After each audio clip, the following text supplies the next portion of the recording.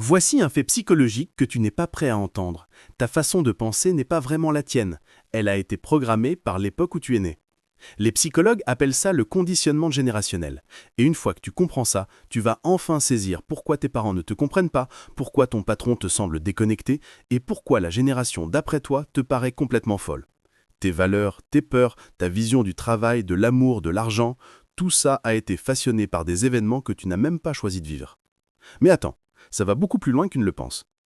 Commençons par les baby-boomers, nés entre 1946 et 1964.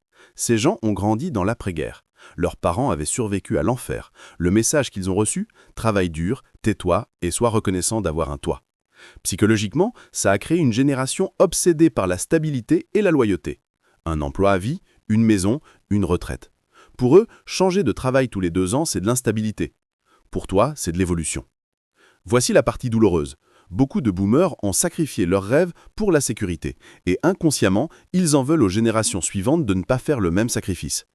Mais voici ce que personne ne veut admettre sur la génération suivante. La génération X, née entre 1965 et 1980, les enfants du divorce, les premiers à rentrer seuls à la maison parce que les 2 parents travaillaient. Psychologiquement, ça a créé quoi? Des sceptiques indépendants. Ils ne font confiance à personne, ni aux entreprises, ni au gouvernement, ni parfois même à leur propre famille. Leur cerveau a appris très tôt que personne ne viendra te sauver. Alors ils se sont blindés. Ils sont devenus débrouillards, pragmatiques, mais aussi émotionnellement distants.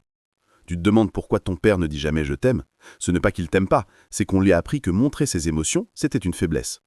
Si ça te parle, tant mieux. Ça veut dire que tu commences à comprendre des choses sur ta propre famille. Maintenant, les millennials, nés entre 1981 et 1996. Ma génération. On nous a dit qu'on pouvait tout avoir. Fais des études, suis ta passion et le monde s'ouvrira à toi. Et puis, 2008 est arrivé. La crise économique.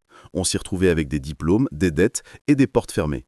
Psychologiquement, ça a créé quoi? Des anxieux et idéalistes en même temps. On veut changer le monde, mais on a peur de ne jamais y arriver.